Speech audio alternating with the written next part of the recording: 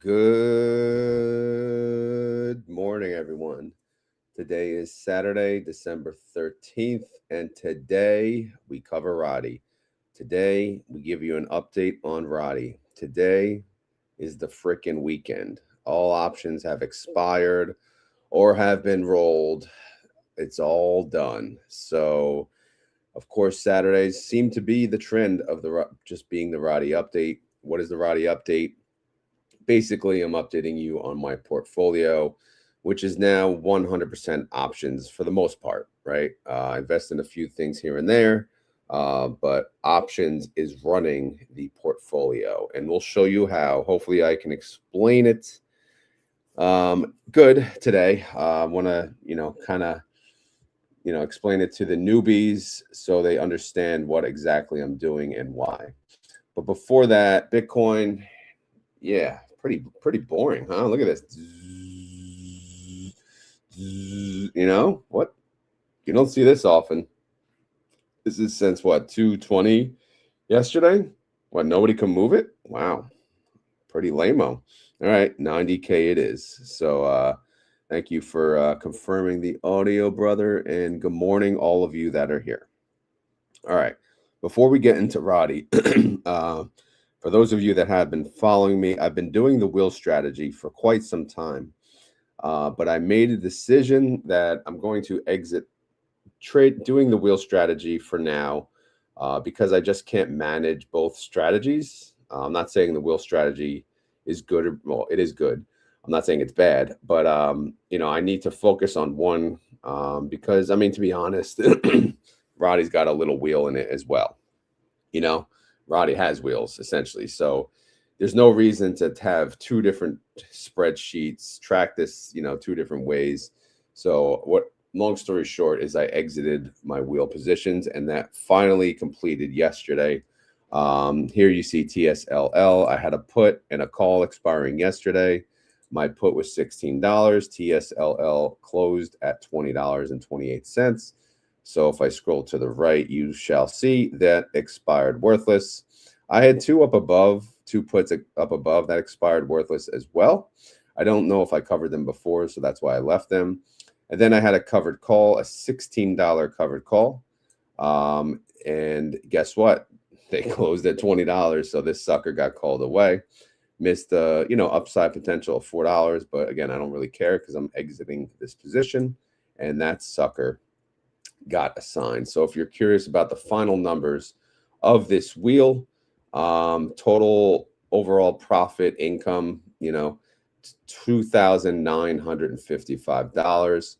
So basically, options premium wise, I made $8,105, but there was a hit on capital. Everyone, we'll just call it NAV erosion in the wheel strategy, right? So I took a hit of capital of $5,150. So obviously, if you net the two, we have an income of $2,955. Make sense? Great. All right, moving on. Let's go to TNA. TNA Dynamite. It's been a while since I said that. All right, anyway.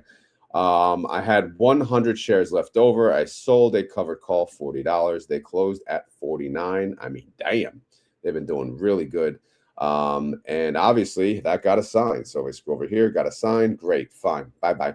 All right, so the $40 got assigned. The wheel is over. Overall profit on TNA, $5,923. Options income, you could see right here, $7,823. Capital loss, obviously, it's going to be negative. Deduct out $1,900 in capital loss, getting you to the $5,923. All right, so the wheel strategy on my end is officially over. Obviously, I'll do some kind of wheeling in RODY, so check that out there. But let's get to it. Let's get to RODY now. All right, so as you know, there's a lot of tabs here. I'm not going to go crazy into it, but we have rules and regulations, things we need to try to control ourselves about. And what are these rules? Well, again, to understand RODY, it's basically creating a synthetic long, right? Buying a call and selling a put. It's kind of like a synthetic combo. and then buying a put, you know, creating like a synthetic collar that they call. So it's a long position. It's a bullish position. So you really want to get in on a good spot. So there are, you know, we have some EMA, SMA rules. I know they don't, it's like gibberish to some people. I get it. So you want the current price to be above the 200 SMA. You want to start a position at or below the EMA SMA. Well, actually, where's the, this was 50, I think. What the hell happened with that? It was the 50 EMA, I think. And then you want the strike of the synthetic. What the hell just happened?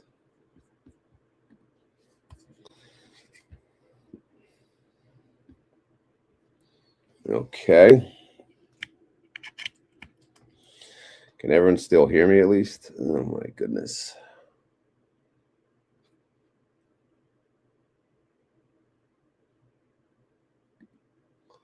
All right, screen is back up. What do you guys see? A blank screen?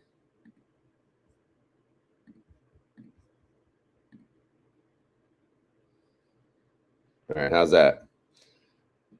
Can you see the screen now? Just want to make sure. I don't know what the hell happened. Freaking loose wires. I got to upgrade my equipment soon. Can you see? All right. Looks like we're good. Thank you, Double D.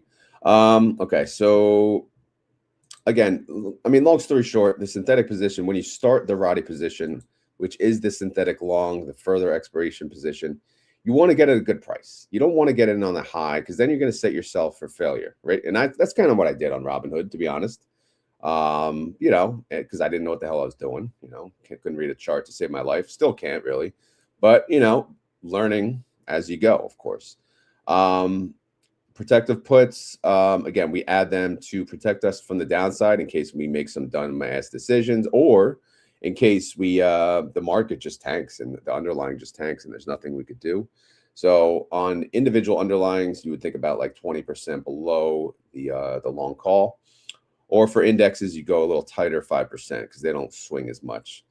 Then we have a rule on leverage funds. Typically, you know, expiration date will only go out to 90 days because, again, they have a daily rebalancing, which will kind of screw you in the long term.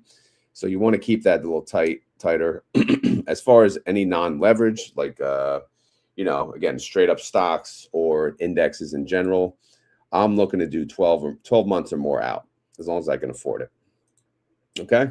And then, of course, there's issues where if the stock does tank and the stock is priced below your synthetic, you want to sell calls a little safer because you're not really looking to get assigned at that, underneath a strike below your synthetic cost basis. So you're going to play a little safe, maybe what is it, 0.2 delta. You may use diagonals, stuff like that. And then rolling, which we'll get into. You're going to want to roll on Fridays for the most part, to be honest, especially when it's close. You're better off waiting till Friday because that's when the extrinsic really goes down. If it's not close and you're way out of the money, you could do it on the Thursday. Makes sense. But for the most part, the beauty about this is, to be honest, for me, I don't really have to do much until Thursday or Friday. And I don't know about you guys, but for me, that's huge because, during the week, I really ain't got time for anything, So especially during the day, during trading hours. So the fact that I could do most of this on the Thursday and the Friday is a beauty. The wheel I was looking at every day. I'm like, ooh, what moves can I make? This is kind of like, boom, set it, done. I don't. It's just, I don't know. It works so much better for my lifestyle at this moment. All right, charting.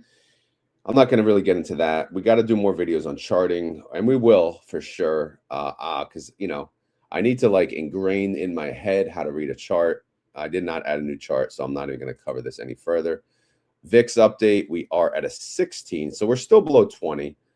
So the rules are still the same. It's calm, low volatility, and markets are stable. Risk is perceived as low. For now, we shall see, though. I do have a watch list. These are pretty much what I hold, except the SPY, except GLD. Again, I'm definitely going to add the SPY at some point. GLD, still thinking about it. And then, you know, I don't know. Maybe in the future I'll add IBIT, but right now I'm kind of standing clear of crypto when it comes to options trading. To be honest, it's, you know, I don't want it. You know, crypto, it's more a buy and hold. I can't really handle the short-term swings. It just drives me nuts lately. So I'd rather just buy and hold for now. And when I get to a point where I'm comfortable with it or it's more stabilized, maybe I'll add IBIT to this party. No screenshots. All right, so here we are. Let's get to it. All right, open. Actually, let me go to the comments real quick.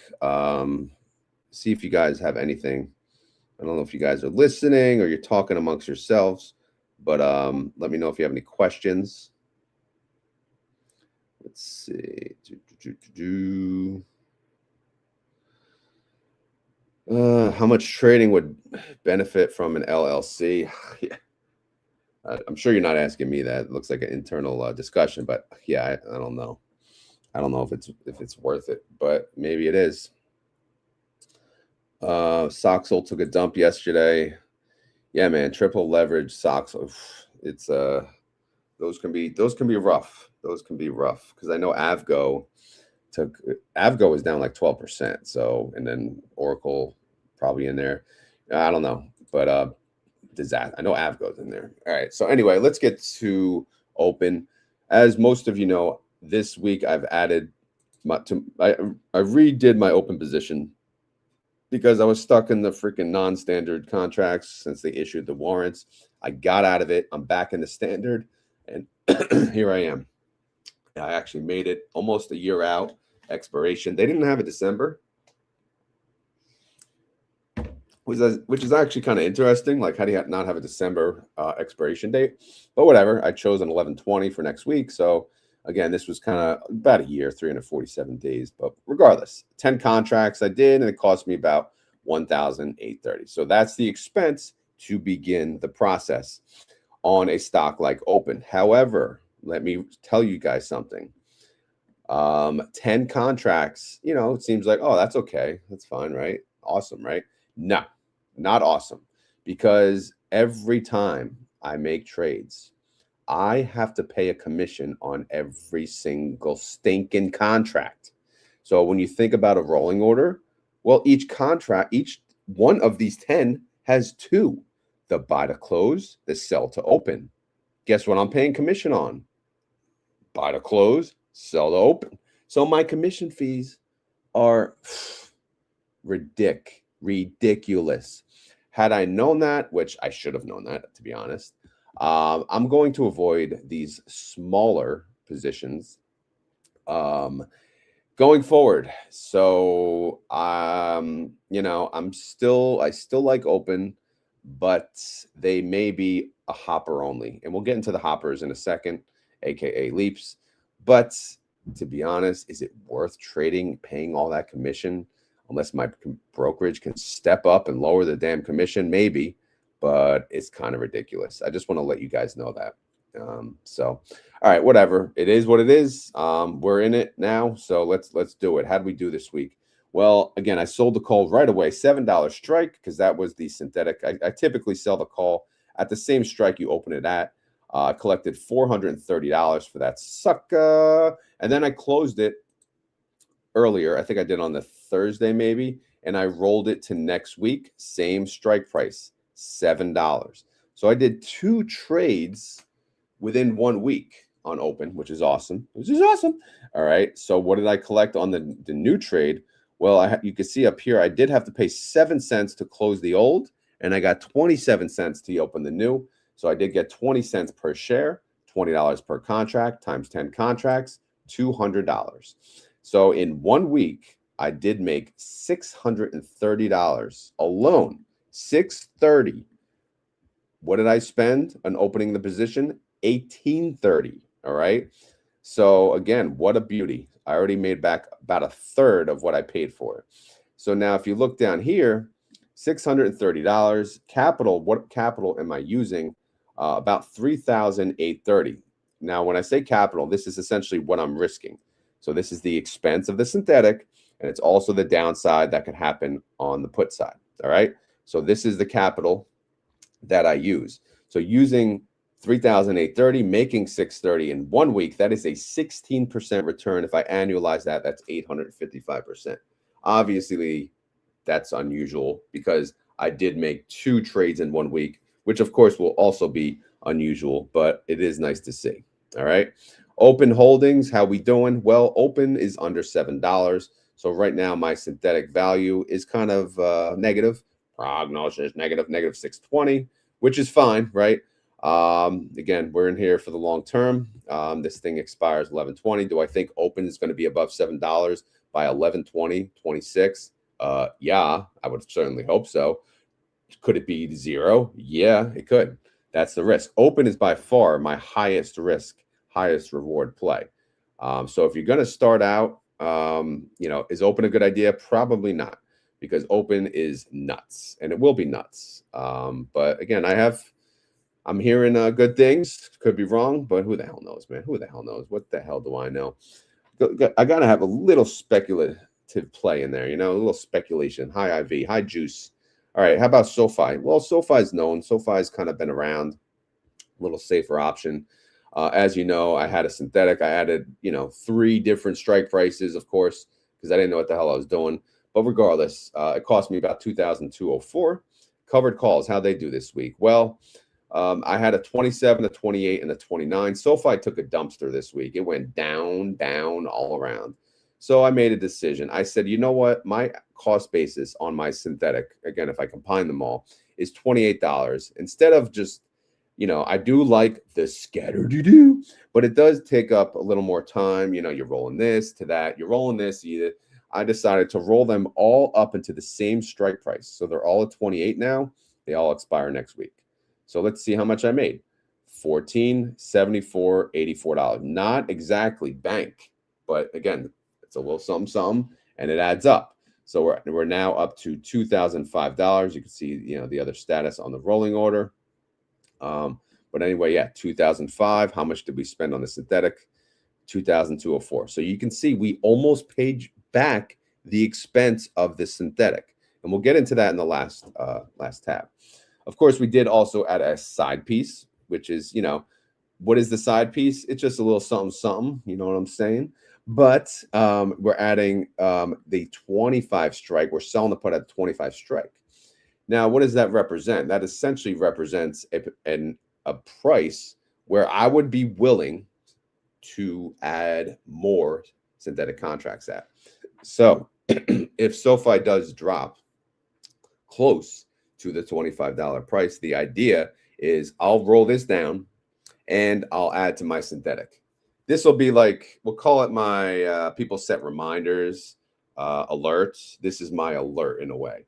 But at the same time, it's another way for me to make money because I made $100 on it, right? And if it tanks, great, that's fine. Doesn't matter to me.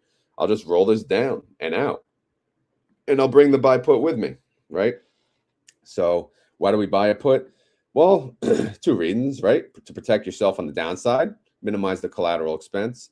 So again, 25 minus 23, $2. $2 times how many contracts? 2, right? So it's about $400 or so. So I mean, it's like nothing essentially. But again, I got $100 in the meantime. So it's just a way to collect additional money. So you can see here, $100. That was for 12.5 though. Okay, that was for the prior week. All right, and then we'll add more. Because this thing expires when? January 9th. So we got time. We'll roll that closer to then. All right, what about the SOFI position? SOFI is trading at 27.28. You can see my SOFI cost basis is down here at 28. My side piece range, I do have a side piece range for each fund, $25.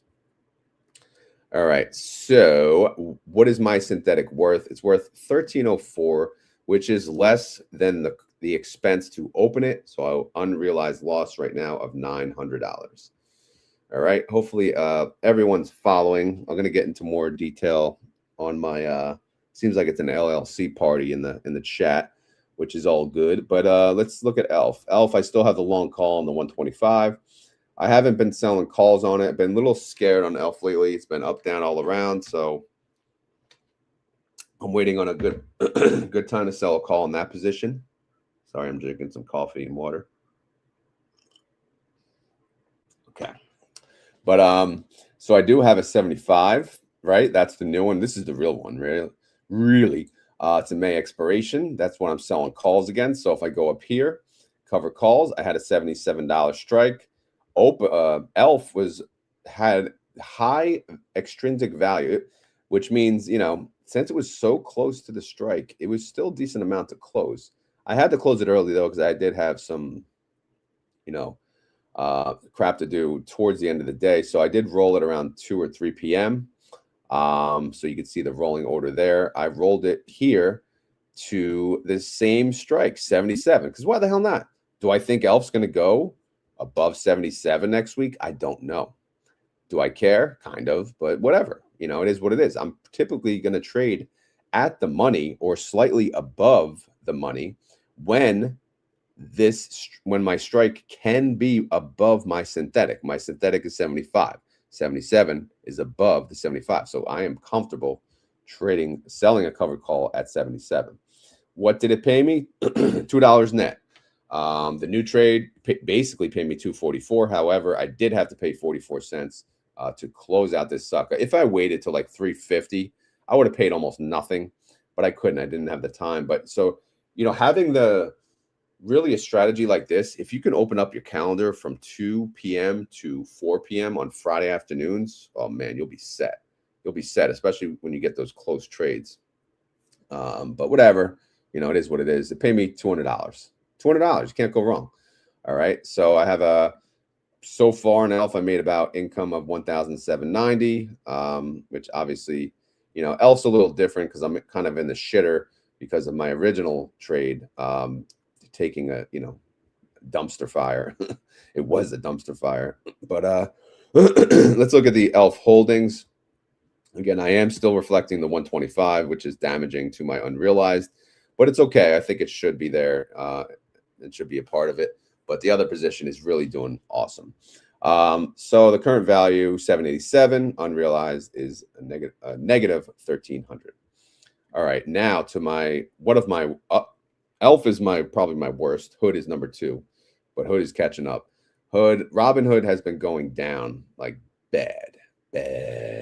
So I opened this position near a high of 145, and then I added a 141. I jumped the gun and I added my second synthetic way too early. But again, it was my early stages of RODY, so I didn't know what the hell I was doing. All right, so whatever.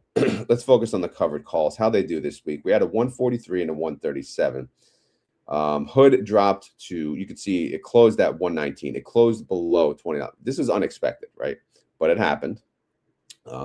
So obviously we rolled these. We rolled these to what though?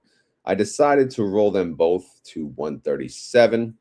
Again, I'm going to be doing this on all of my positions. You'll notice anything that has multiple contracts, I'm just going to choose a singular strike because it does save me time. Is that the best idea? No, not really. You should scatter them if you can. I just don't really have the type of time to be doing that. You know what I mean? So I'm going to move them. They're both under the 2, so rolling them now going forward, it's easy. I'll roll the 137 to whatever. But whatever, again, both of these have a 137. How much did I make in premium?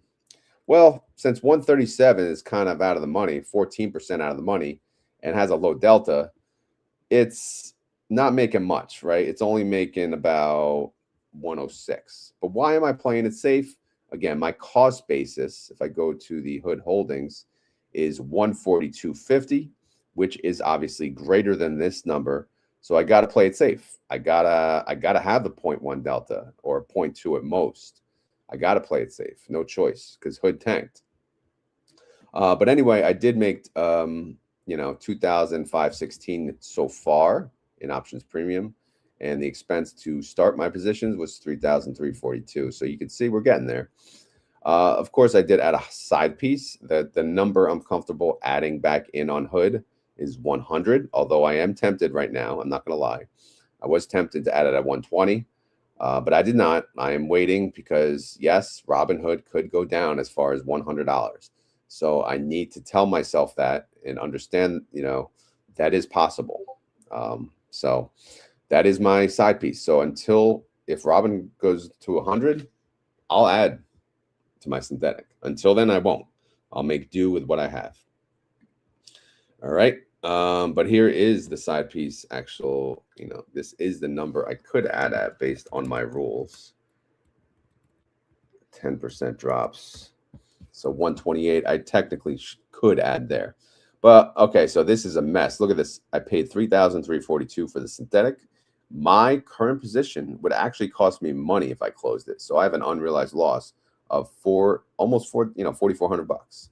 So yeah, my Robinhood position has had better days. But again, the focus is income, and this synthetic expires in May. So will Robinhood recover by then? Well, you sure as hell hope so, but yeah, time will tell. All right, Palantir, how we doing? Well, a little better than Robinhood.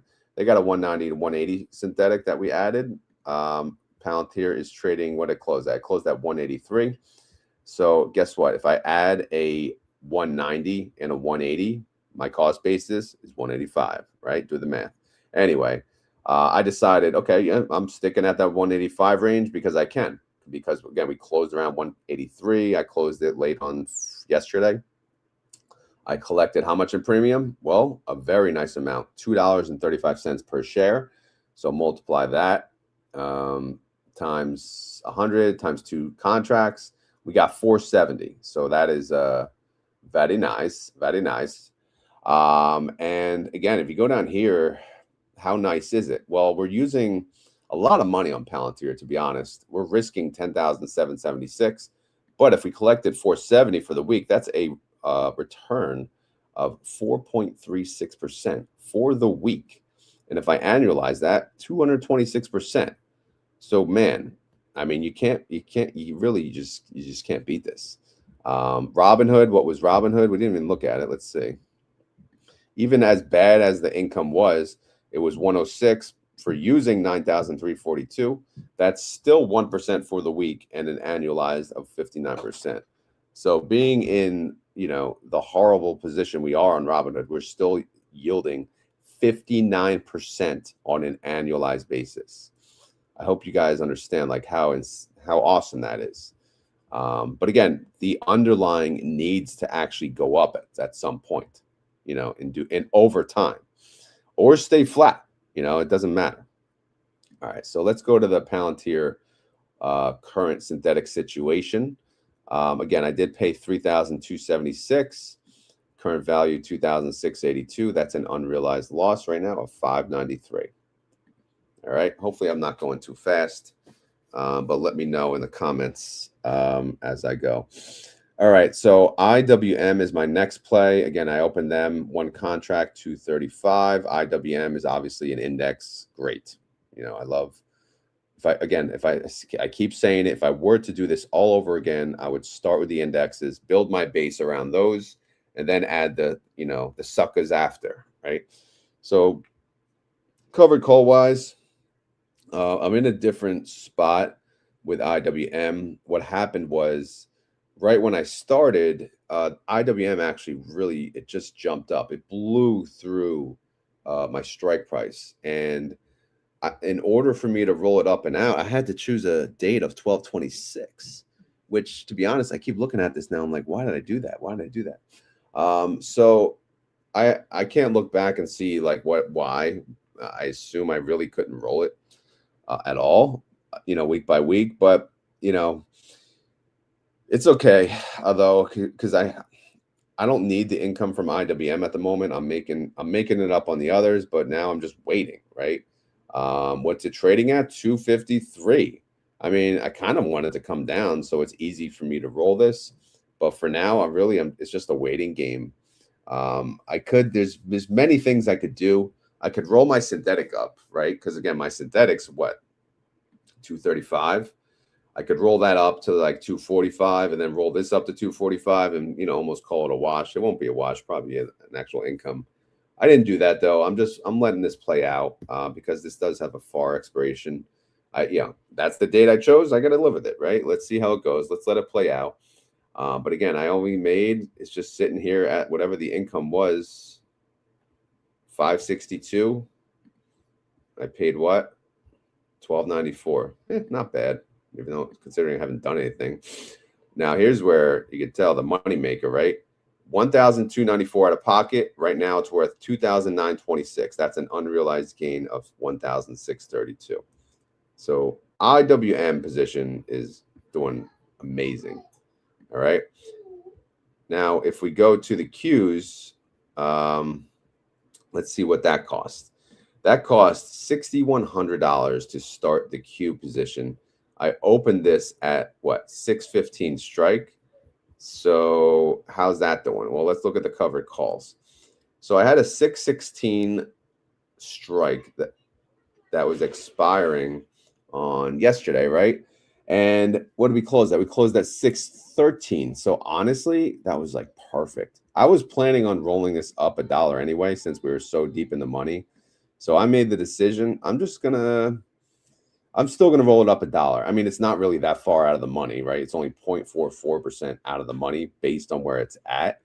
So it's basically at the money still. So since I still sold a call so close to the strike price, look what I made, $500.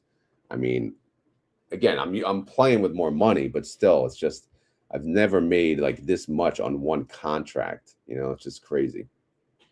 But anyway, yes, another $500 for a 1 week out expiration date. How much does that yield me for this? Let's see. So $500. Where's the headers? There's the headers. $500 in options premium. Capital at risk, 8,600. Yield for the week, 5.81%. Annualized, 302%. Again, the Qs have been nothing but good to me so far.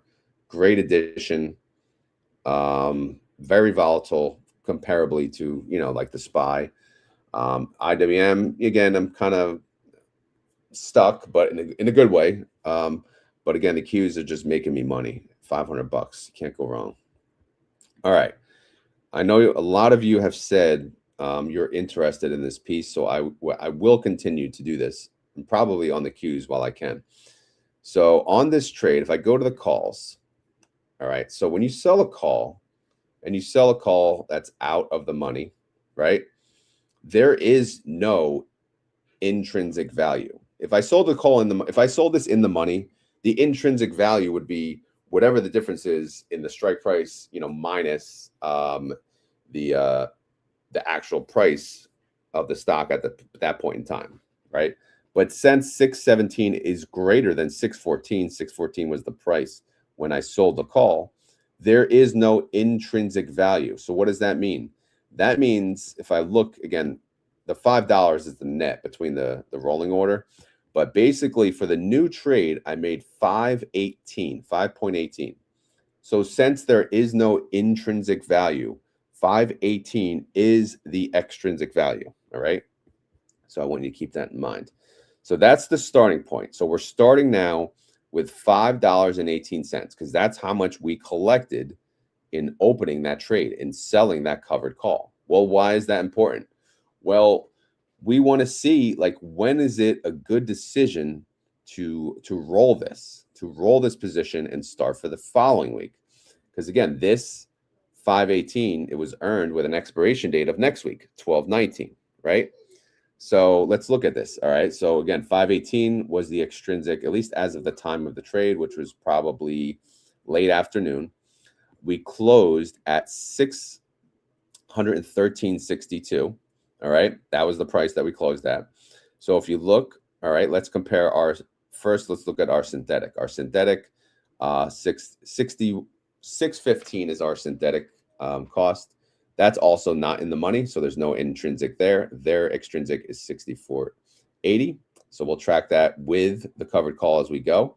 But if you look at the covered call, the extrinsic, well, there still is no intrinsic because we're not in the money yet. The extrinsic is now 495. So within that like 2-hour time frame since I made the trade, the extrinsic has burned 4.44%. And don't forget, the weekend, there is no trading, right? There is no options through the weekend. However, on the Monday open, there should be a decent burn, right? You figure, right? Because the extrinsic is built up. You know, if you sell, you know, from Friday 4 p.m.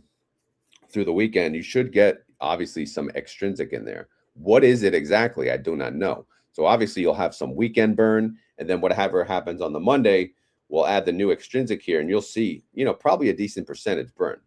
So again, what is the point of this? Because we want to show you how much extrinsic is going down throughout the week. And that's when we'll make our decision to close out the trade, okay? If that makes sense. So this I'll have to fix to Monday's date. If it works, I don't even know. It's Monday the 15th. Yeah, I think so.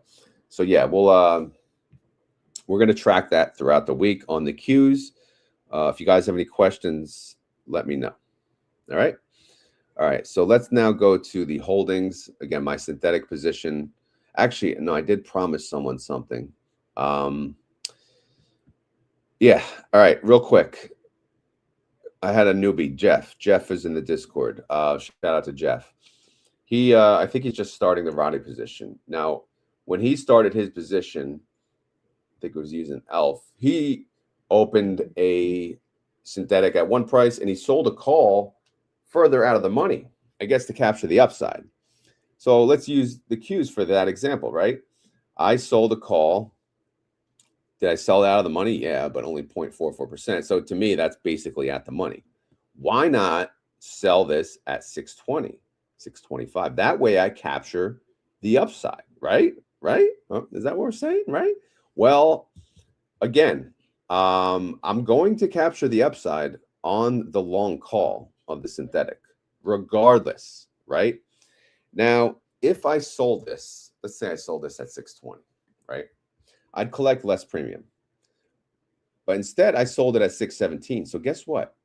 If the Qs go down further, I'm protected on the downside an additional $5. So I'm protected all the way down to 612, right? So that's why you would sell at the money. Another reason is, even if I sold this at 620, that $3, am I really making that? No, I'm not, because that's on paper. Because I'm not closing out the synthetic. That synthetic expires next year, way into next year. So anything can happen by then. So even if, again, the Qs go up to 620 by next Friday, what I'll do is I'll just roll this up. All right. The synthetic's making the money regardless. I'm not cashing out yet regardless, right? It'd be different if you are cashing out sooner.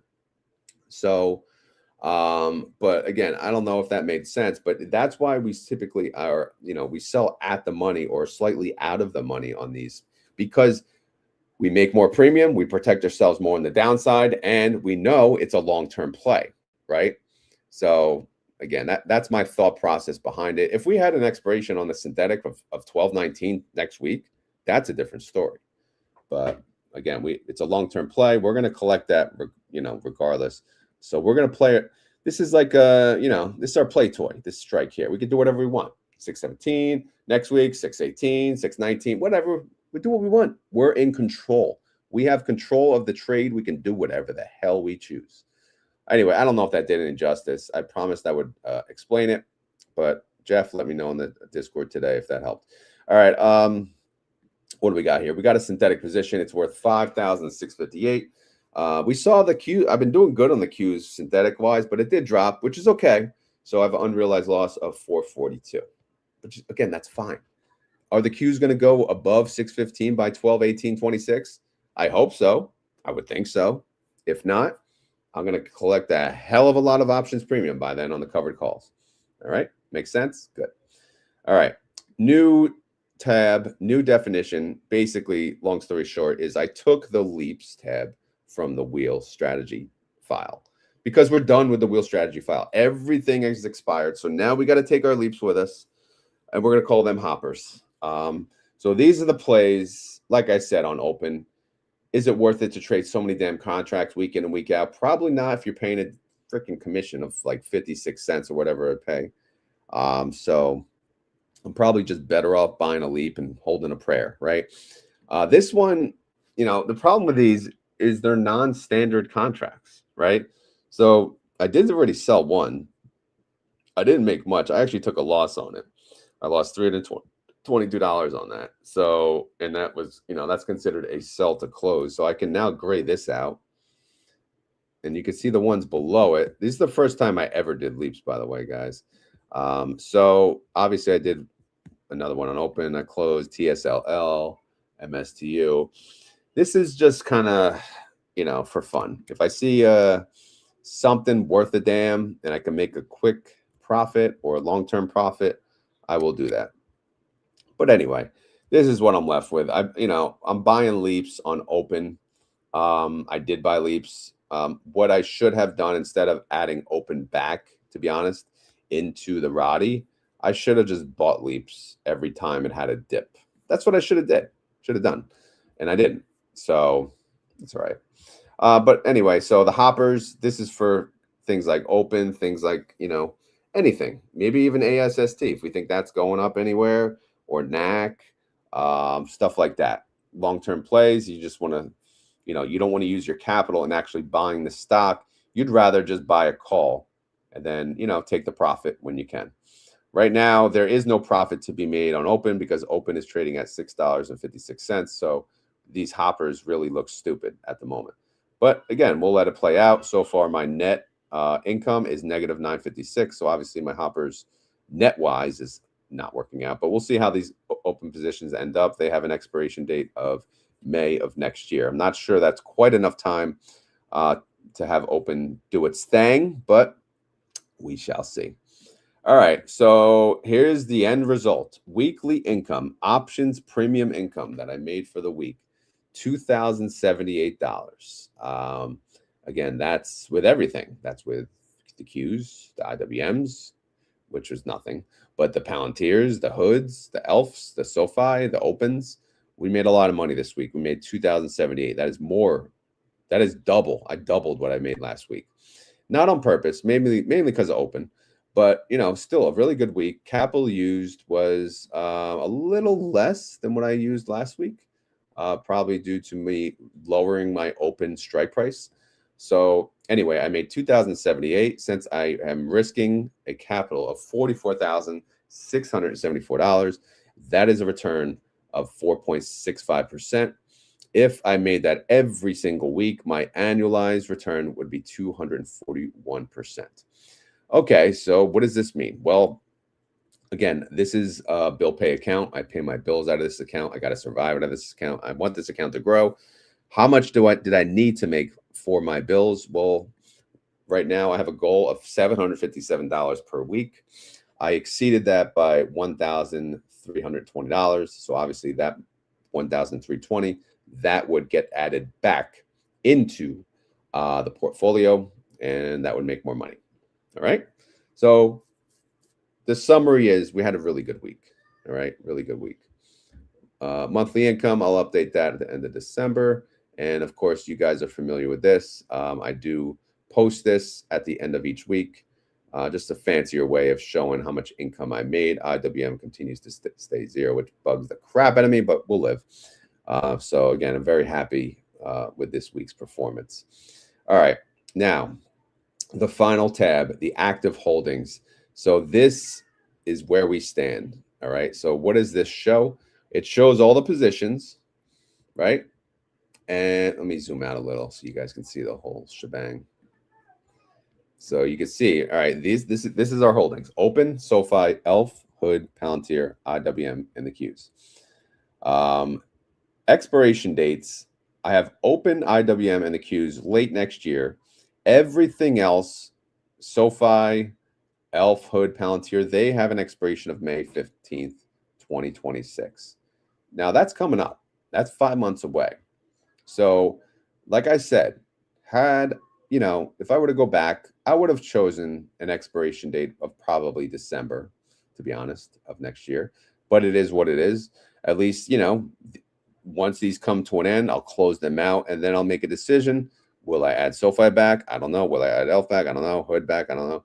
I always said I wanted Hood, but Hood is, to be honest, a thorn in my side lately. But I may add Hood, but I'll add it at a better price range for sure. I'd have to make up, be smarter, at least, lesson learned on entry price of Hood. Hopefully by then I'll read a chart a little better. Diversification wise, you can see these are the sectors I'm in. Real estate, great. I got real estate covered on open. SOFI, I got financials covered, but unfortunately, so do I have it on Robinhood too. Consumer staples, check on ELF. Technology, Palantir, check. And then, of course, I have 2 indexes, check, check. Obviously, covering a large range of diversification there. And as mentioned, I plan to add SPY at some point. Right now, it's a little crowded, to be honest, so I'm not comfortable adding them just yet. All right, so we have a couple rows here. You can see this is the expense of the synthetic collar. This is the buy call, the sell put, the buy put. That's how much it costs to open the original position that has this expiration date up here. Right here, this is how much we made in covered calls. This is the net we've made from the very beginning. And then the put spread risk, this is the difference of the sell put and the buy put, right? The gap there, that's the risk, essentially, the cost, how much you could lose based on that gap that you chose. So I add that, of course, that's an additional risk. So if you think about it, right, you highlight these two, that's basically the expense, the risk, 47,827. All right, does that tie into, no, this is 44. Yeah, so I'm not sure what I'm missing here, but anyway, so the profit loss bucket, you see 1,200 here. What is that doing? That's netting the synthetic collar with the covered call income. So right now I'm at negative 1,200. SOFI, I'm almost break even. So you can see I'm at negative $99. I hope to flip this green next week, to be honest. I haven't flipped anything green. I had open as green, but again, we had to get rid of the non-standards, but it is what it is. ELF, you can see I got a ways, negative 1891. Hood, I'm getting there, it's negative 719. Palantir, I got a ways, negative 1400. IWM, negative 732. And the Qs, negative 4700. But the Qs, man, the Qs were expensive because it's a larger position, but you can see how much I'm making week in and week out of the Qs. All right, so again, my total at risk, what does this do? It basically takes that number and it adds now the downside, right? The downside risk, which is on the put side. So if you add those two numbers together, obviously you get 3,200 for that one, 21, whatever, you know. So you can see the total at risk now, $36,000. So if I use that as the exposure, who is my largest holding? Palantir, then the Qs, then Robinhood. Those are my top 3. Am I good with that? Not really. I'd rather the indexes be the top of the line there, but they're not. So it is what it is. But again, we are learning. I am learning with you, and hopefully my explanations give it justice. I just do not know. But I can tell you one thing. I am having fun doing this. All right. And to me, that's what matters. I know I'm making money in the process too. I'm not down anymore. And you'll see that. I was down in the beginning because, again, when I started this, the market kind of tanked. But to be honest, I needed that. I needed the kick in the face. All right. So let's look. So we have a synthetic value of 1210. The synthetic net, again, if we closed out the position, would be 620. But again, this is just showing you if we closed out the position today, where would we stand? $10. So that's a return of 0.55%. So we'd be positive on open, but again, it's brand new position. So SOFI, how we doing? Well, we'd be up 54% return. ELF would be down 30%. But again, thankfully, we have more time to catch up on ELF. Robinhood, thankfully, we have more time. We're down 53%. Palantir, we are up 37%. IWM, we are up 169%. And then the Qs, we are up 15%. So again, overall, not bad. Now, capital saved. This is really the whole point of this thing. You're just saving massive amounts of money. When else can I trade the Qs? When else can a broke ass like me even mention the Qs? You can't. When can I trade IWM? I can't. But with this strategy, I can. Of course, yes, I don't own the index directly, but I am tracking it through a synthetic position, which I can afford. I can afford that. I cannot actually afford the underlying itself. All right. All right. Anyway, so how much capital am I saving per position? That's all right here. The largest one, the Qs, again, 52,900. I mean, that's just nuts. And it's when I say savings, it's like as if I traded the wheel on this, versus what I'm spending now, that's the difference. 52.9. I know it sounds ridiculous, but it is true. So I'm saving capital of $134,000. All right. So I've been doing the RODY since 10/6/25. That's 68 days. My daily ROI is 0.18%. My annualized so far, again, this is based on, where the hell am I pulling this? 68 days. Okay. This is based on my 12.55% ROI. That's a daily ROI of 0.18% and annualized ROI of 67%. So how am I doing? That's how I'm doing. I am currently yielding 67% on an annualized. My goal for my overall Retire Now account is a 50% annualized goal. So I am on target for that. I should probably add a little thing for that, right? On target. No, because that's going to take up the side piece. On target. That's for fun, right? For fun. We add that. We do this. We shrink it. And then what? And then we do equals if this is greater than 50%, then you put yes. And then if not, no. Right? Isn't that fun? Isn't that fun? So yeah, there you go. We'll shrink. Should we shrink the text here? Yeah, let's make it a 20. What's this one at? 17. We'll make it match. Fun and entertainment, right? Fun and entertainment. All right, so we'll make that. What do we make that? Blue. Make that blue, and we'll make it yellow. Blue and yellow, blue and yellow. On target, yes, we are. See that? Look at that. Isn't that a beauty? All right. Anyway, what else? We got side piece expiration dates coming up. One for Hood next week, 12/19. Again, that has a $100 strike price, but Robinhood is not near that, so that essentially is going to expire worthless if I let it. But I'm just going to keep rolling these side pieces. Again, my goal is to have a side piece that expires each week, which will help me, of course, boost my income as well, if that makes sense. All right. Okay. Closed holdings, nothing else closed. Again, we did originally close the open non-standard in quotes, but we ended up in the green. So we did make 209 with that.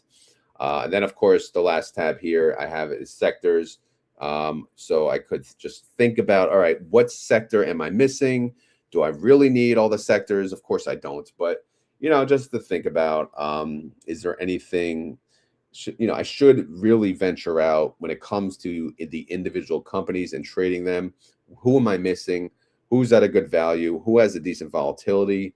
I need to, essentially open my horizons, right? Look out beyond what I think is a good, there are hidden really good companies that I could be trading that I may not be familiar with. So that's, part of what I need to work on. And I will add them to my watch list. So, but we'll go from there. So anyway, the end result for the week, again, $2,078 in income, which is more than pays my bills, obviously. I mean, that covers, the mortgage and then some, the electric bill, this and that. And that's just for 1 week. So, but we'll see. So far, December is turning out to be, a really, really good month. And, we're not getting really the Santa Claus rally that we thought, but honestly, who the hell cares? Just give me the volatility. All right. That's what we're trading. We're trading volatility. We're not trading price predictions. We're not doing this. We're not doing that. We're just making money. All right. I'm going to put on some music and go through some comments, and then we'll probably call it a day. All right, so let's see what we got. Let's go to rock. Rock. All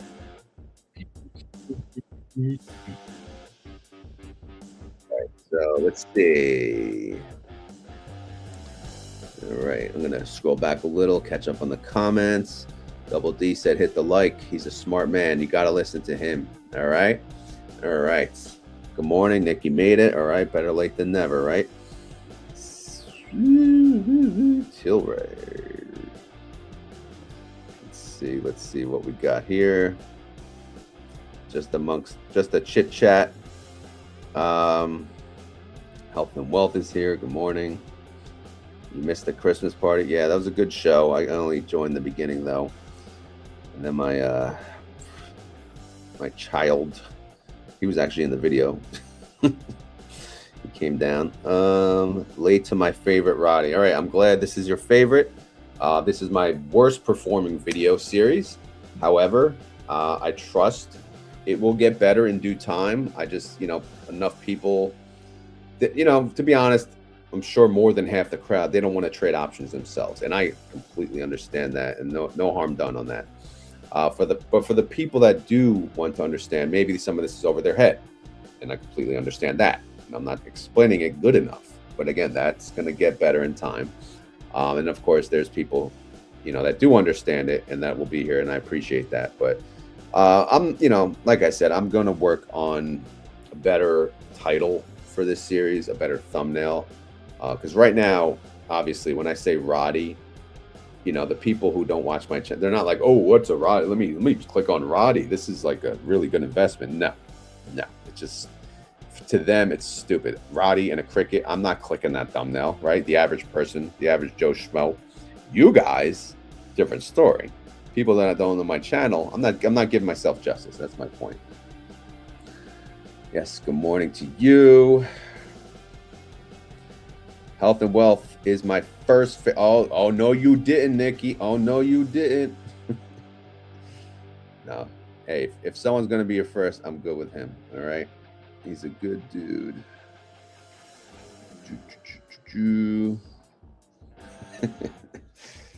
Oh, the love is in the air. Let's see.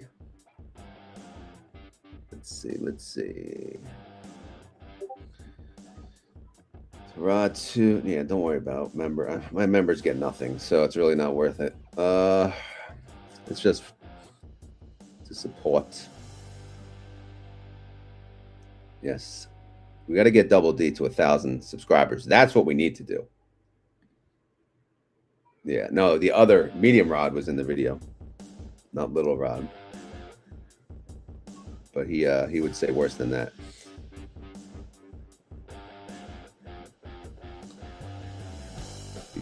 Yeah, well, no, you missed it, Black Mamba. We calculate the loss that's under the active holding numbers, all right? So that's all considered, of course. Hence why I'm down on Robinhood 53%. Just got to watch the whole video, Black Mamba, all right? Yeah, IWM, well, IWM's at a, they're near highs, so that's a little tough to start a new position, I think. Yeah, that's what happens, right? Yeah, no, I like X, but yeah, there's a lot of D-bags there. Yeah, Double D 1K. We got to get them to 1K. You guys got to help though, because I try and people don't listen to me anymore, It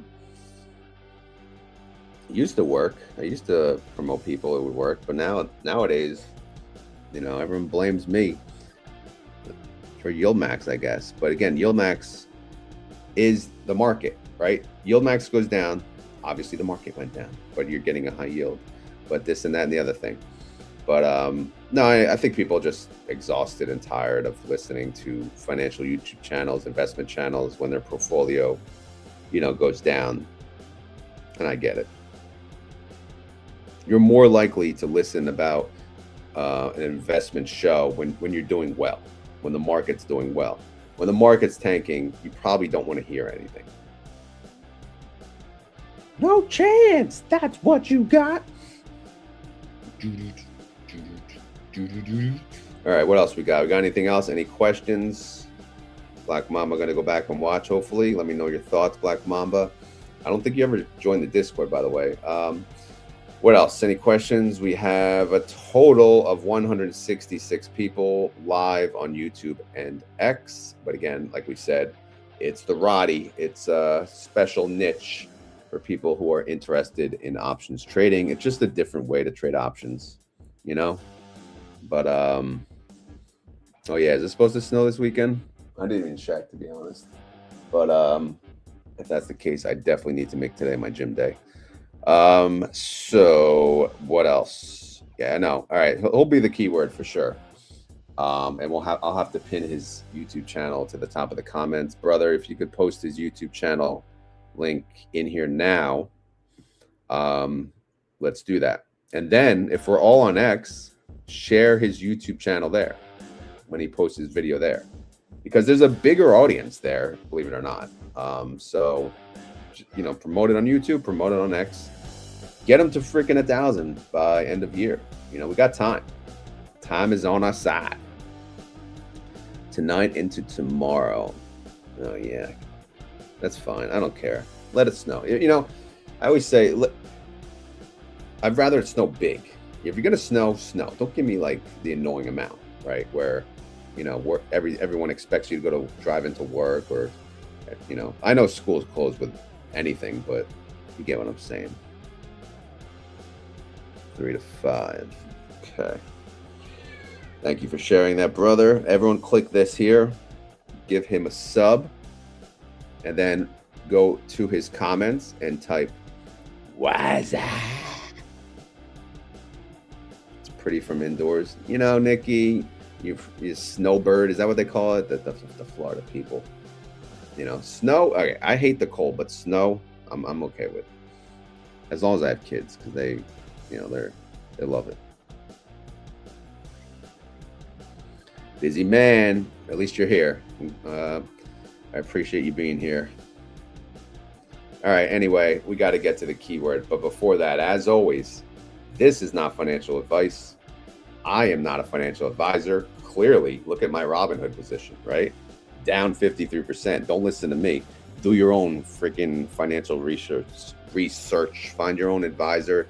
Do your thing. This video is for fun and entertainment. So hopefully you had fun. Hopefully you're entertained. If not, then whatever. You know, we'll try again next time. This, that, and the other thing. All right. Outside of that, yeah, hit the like button. Yeah, this and that. I mean, I shouldn't have to tell you guys that over and over. You know the rules. But it's keyword time. So if you made it this far, I can't believe we're over an hour on RODY content. If you made it this far in the video and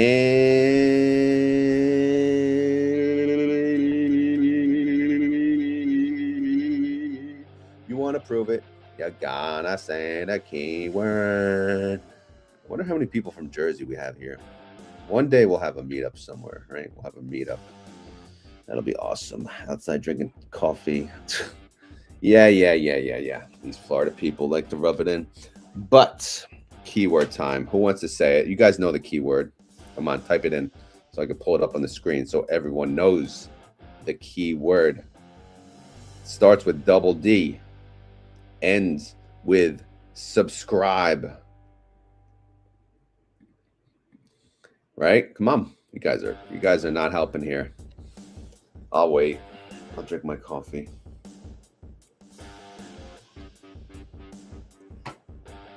There you go. You can only rely on brother, right? Everyone else is slacking. So anyway, if you made it this far in the video and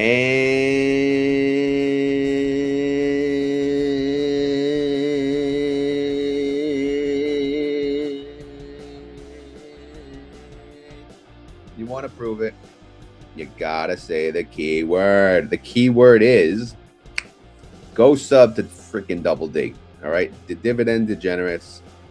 Get his ass to 1,000 subscribers. That's the goal by end of year. And don't just stop there. Send it to your friends and your family. Black Mamba, yes, I want to. It's on my watch list. I gotta take a look at that further when I get a chance. I gotta get a good entry point though. So let's talk about that. If you ever do get your butt in the Discord. But yeah, the keyword today is Double D 1K EOY end of year, obviously. So Double D puts out content each and every day about high yield funds, about options, about this, that, and the other thing, or whatever you want. Let him know, right?